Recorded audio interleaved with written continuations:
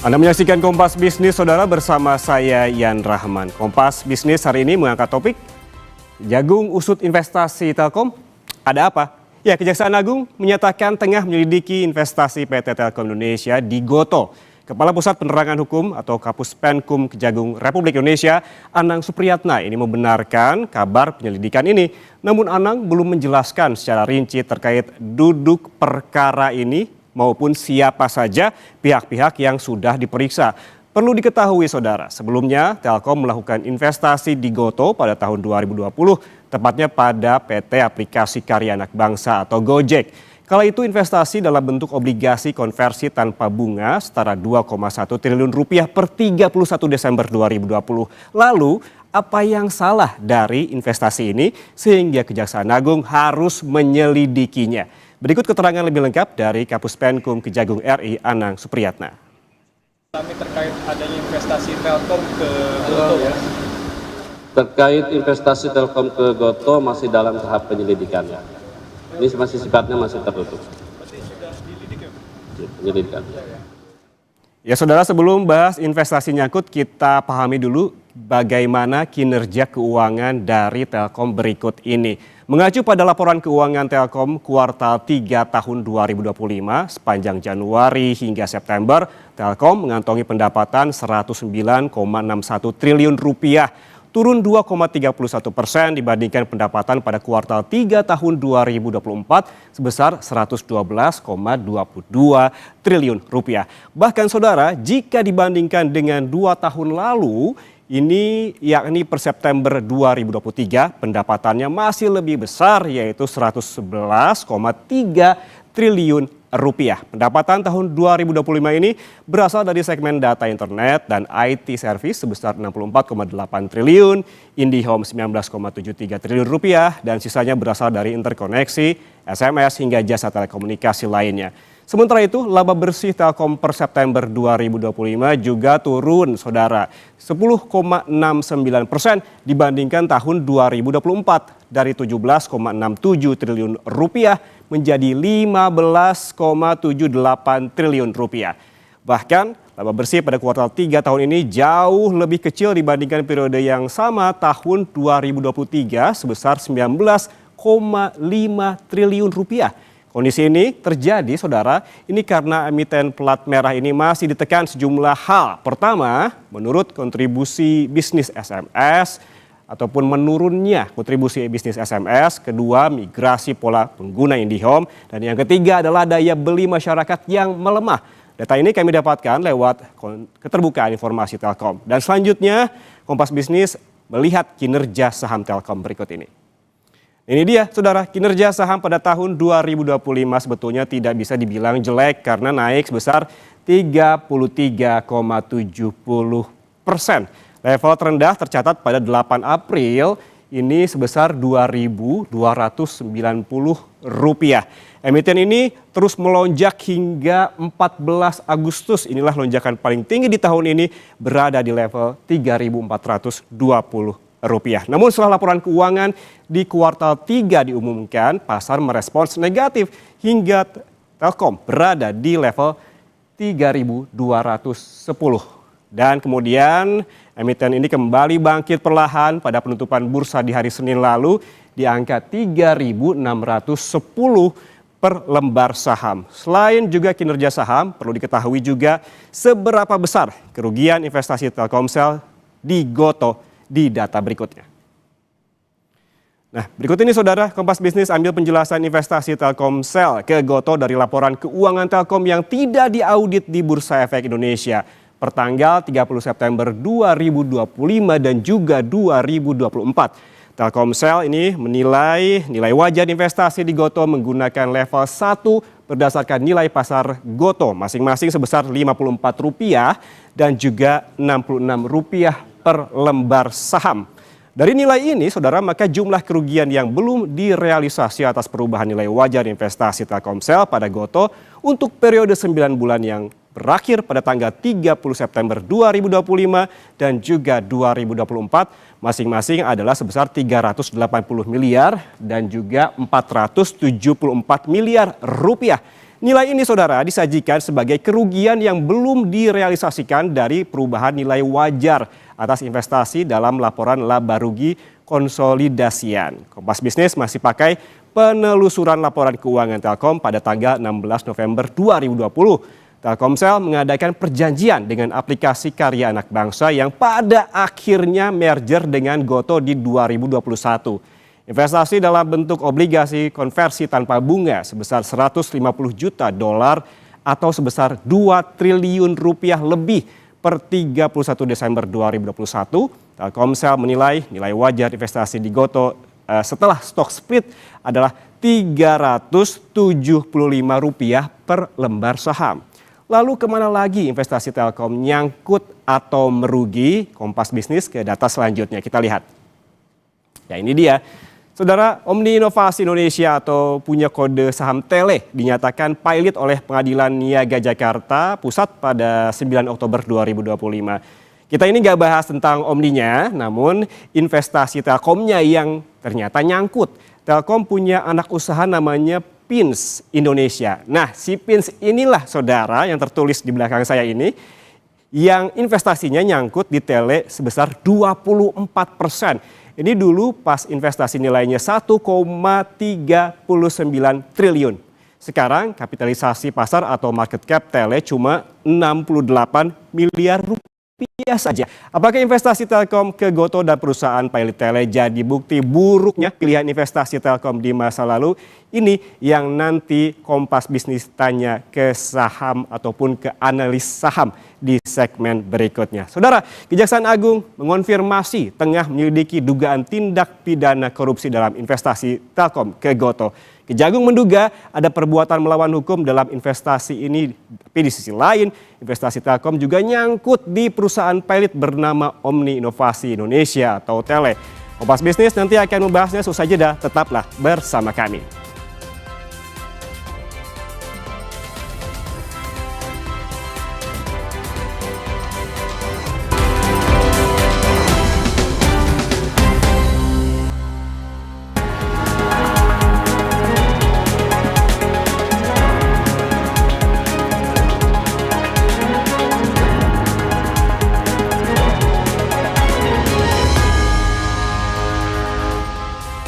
Anda masih bersama kami di Kompas Bisnis, saudara, dan untuk mengetahui lebih jelas terkait dugaan korupsi investasi Telkom di Goto yang kini tengah diselidiki oleh Kejaksaan Agung, apa yang salah sih dari investasi ini dan apakah investasi ini menyebabkan kerugian bagi Telkom? Kita bahas bersama Kapus Penkum periode 2009 hingga 2010, Jasman Panjaitan, dan juga pengamat pasar modal Yanwariski. Selamat pagi Bapak-Bapak. Pagi Pak. Pagi Pak, selamat pagi. Ya, sebelumnya Kompas Bisnis juga sudah menghubungi Telkom dan Telkomsel untuk klarifikasi, namun belum ada respons. Jadi kami mendapatkan data-data tadi ini dari laporan keuangan yang bisa diakses di Bursa Efek Indonesia. Saya ke Pak Jasman terlebih dahulu. Pak Jasman, ini biasanya dalam penyelidikan soal investasi, begitu apa saja sih poin-poin penting yang dicurigai oleh Kejaksaan Agung yang biasa menjadi poin pemeriksaan? Baik, jadi ini setiap perusahaan yang sudah tergolong perusahaan terbuka, ya, mereka harus hati-hati. Jangan sampai nanti bahwa perusahaan itu merugi akibat daripada investasi yang tidak hati-hati. Ya, kuncinya di sini adalah hati-hati. Oke. Jangan sembarangan yang mengakibatkan kerugian negara. Kerugian negara yang disebabkan oleh ketidakhati-hatian adalah merupakan bisa dikategorikan sebagai perbuatan melawan hukum. Di mana dalam tindak pidana korupsi itu ada mens rea. Mens rea itu niat jahat. Ya, niat jahat yang kemudian diwujudkan dalam bentuk actus reus, yaitu investasi yang tidak hati-hati. Nah, inilah menjadi dasar jaksa untuk mengkategorikan suatu kerugian itu adalah kerugian negara. Namun juga aparat penegak hukum harus hati-hati. Karena di dalam dunia bisnis ada namanya business judgment rule. Jangan sampai nanti bahwa itu adalah kerugian yang bukan merupakan tindak pidana. Begitu, Pak. Oke, kalau kita mengacu kepada kehati-hatian tadi, intinya ataupun kuncinya adalah hati-hati begitu ya Pak, seperti yang Anda sebutkan tadi. Ya. Biasanya terkait dengan kehati-hatian ini berarti ada siapa mereka yang dianggap hati-hati atau tidak hati-hati. Terkait dengan siapa dan juga jabatannya. Siapa saja dan jabatan apa saja yang berpotensi diperiksa oleh Kejaksaan Agung terkait dengan ketidakhati-hatian ini. Ya, ini tentunya semua direksi diamati. Direksi ini berbuat apa? Kapan? Di mana? Kan gitu, Pak. Jadi untuk mengetahui siapa-siapanya, itu adalah dia melakukan apa. Kan gitu. Tadi saya ulangi lagi, bahwa kalau dia tidak hati-hati, mengakibatkan kerugian, maka itu dapat dikategorikan sebagai tindak pidana korupsi. Begitu, Pak. Oke, harus tetap digarisbawahi terkait dengan hati-hatian, bukan apa, tetapi juga siapa begitu yang penting dalam hal ini. Saya ke Pak Yanwar, ini terkait dengan Gotoh dan juga Telkom begitu. Nyangkut di Gotoh terkait dengan investasi dan juga Tele. Apakah ini bukti buruknya portofolio investasi dari Telkom? Ya, gini ya. Jadi saya mungkin ingin melanjutkan apa yang dikatakan oleh Pak Jasman tadi ya. Jadi di mana sih sebetulnya perbuatan melawan hukumnya? Nah, kalau terkait dengan perusahaan terbuka ya TBK gitu ya. Ini adanya di Undang-Undang Pasar Modal, di Undang-Undang Nomor 8 tahun 95 tentang pasar modal. Jadi yang disebut dengan mens rea ataupun juga perbuatan melawan hukum itu jika terjadi transaksi benturan konflik kepentingan. Nah, kemudian ada unsur berikutnya lagi adalah ada yang diuntungkan. Kalau yang diuntungkan itu aparat negara, yaitu korupsi, seperti katakan Pak Jasman. Tapi bisa saja tidak ada yang diuntungkan, tapi ada yang dirugikan. Yang dirugikan itu siapa? Publik, gitu ya. Nah, kemudian apa indikasi bahwa transaksi benturan konflik kepentingan itu terjadi? Yang pertama di pasal 1 Undang-Undang Nomor 8 sangat jelas. Adanya posisi afiliasi. Jadi afiliasi itu apabila aksi korporasinya dilakukan di Telkom, dan juga di Telkom dalam hal ini mengkonsolidasikan laporan keuangan Telkomsel. Jadi sebetulnya pengendalian penuh terhadap Telkomsel itu ada di Telkom. Nah, kemudian Telkom juga mengendalikan penuh Tele. Jadi kebijakan untuk investasi di anak perusahaan itu juga ada di Telkom. Nah, di situ dilihat ketika corporate action di GoTo dan di Tele, ada nggak hubungan afiliasi antara para pejabat dalam hal ini di boardroomnya Telkom, karena boardroom Telkom ini yang menentukan aksi korporasi Telkomsel bisa dilakukan, di boardroom Telkomsel, di boardroom Telkom, kemudian Telkom siapa pengendalinya? Kementerian BUMN. Nah, apakah antara tiga pihak ini, Kementerian BUMN yang mengendalikan Telkom, Telkom yang mengendalikan Telkomsel, dengan pihak di GoTo ada hubungan afiliasi? Pasal 1 mengatakan hubungan afiliasi bisa karena keluarga, jadi di antara mereka ada hubungan keluarga. Pasal 1 juga mengatakan bisa karena hubungannya itu satu posisi yang sama. Misalnya saja di Telkomsel dia komisaris utama. Kemudian juga di Gojek juga komisaris, itu dalam posisi yang sama. Kemudian di komisaris utamanya Gojek misalnya itu adalah afiliasi keluarga dengan Menteri BUMN pada saat itu berafiliasi. Nah, sekarang kan tetap saja gitu ya, hubungan afiliasi ini menimbulkan benturan konflik kepentingan nggak? Benturan konflik kepentingan ini apa? Ada yang diuntungkan, ada yang dirugikan. Tadi saya mengatakan data Kompas tadi sebetulnya sesuai dengan standar akuntansi yang berlaku sekarang, investasi Telkomsel di GoTo itu adalah investasi portofolio. Mengukurnya adalah begitu tutup buku, investasi portofolio ini ada nggak penurunan nilai atau kenaikan nilai dari tahun buku sebelumnya. Kalau dia turun dari tahun buku sebelumnya, maka dia akan direalisasikan dicatat rugi. Begitu dicatat rugi, mengurangi rugi laba, dan kemudian mengurangi lebih ditahan, itulah kemudian kenapa sekarang jadi perkara. Jadi sebetulnya yang dicatat oleh Kompas tadi kan baru impairment di 2024-2025, sebetulnya impairment yang besar ada di 2023. Jadi total sekarang yang sudah dicatatkan rugi itu sebesar 5,2 triliun. Nah, artinya unsur kerugian sudah ada, unsur afiliasinya sudah ada dalam proses penyelidikan. Nah, untuk memunculkan unsur-unsur yang lainnya, yaitu memang haknya penegak hukum, dalam ini Kejaksaan Agung. Oke, Pak Yanuar, berarti ini Anda menyebutkan ada potensi konflik kepentingan terkait dengan keluarga dalam kasus ini? Keluarga dan juga terkait dengan posisi yang sama di dua perusahaan. Kemudian ada juga salah satu komisaris Telkom yang juga dia menjadi lawyernya dari merger Gojek Tokopedia. Jadi hubungan afiliasinya terdiri dari keluarga, kemudian hubungan profesi itu karena dia jadi lawyer, dia juga komisaris di Telkom, dan kemudian ada satu yang memang dia komisaris di Telkomsel, juga komisaris di Gojeknya. Oke, baik. Nah, Apabila kita melihat juga dengan investasinya yang nyangkut ini, apakah ini juga kalau kita berbicara fundamental begitu, akan mempengaruhi laba rugi dari Telkom?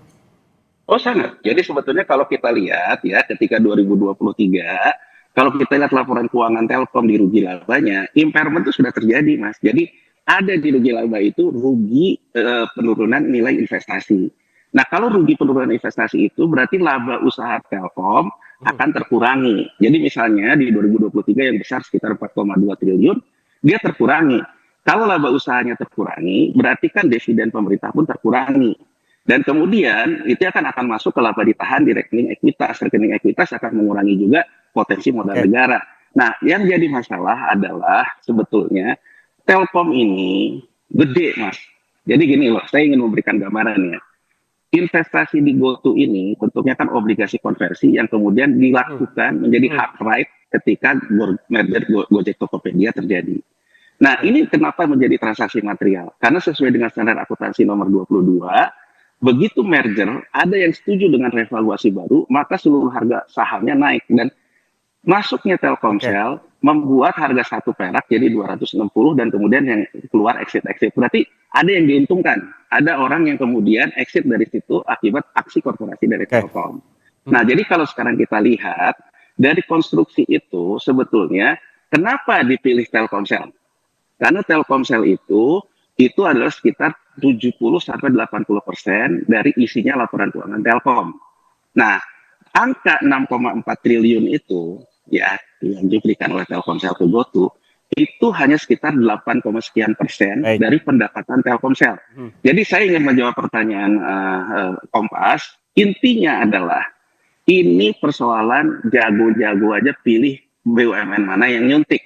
Kalau BUMN yang kemudian labanya tebal, kena impairment 5,4 itu nggak terlalu terasa, Mas, karena pendapatan dia saja secara konsolidasi sudah 35T gitu loh. Jadi artinya ini pintar-pintar memilih itu, tapi kan yang namanya perbuatan melawan hukum tetap perbuatan melawan hukum. Menarik sebetulnya kalau kita lihat juga terkait dengan pembahasan tadi, ada soal akarnya dulu, awalnya dulu terkait juga tadi sempat disinggung obligasi konversi. Sebetulnya barang apa sih ini begitu? Dan juga kita tanyakan ke Pak Jasman terkait juga apakah selain Telkom, apakah mungkin Kejagung juga memeriksa pihak ketiga, misalkan perusahaan sekuritas? Namun Bapak-Bapak jangan dijawab dulu, kita akan kembali sesaat lagi, tetap bersama kami di Kompas Bisnis.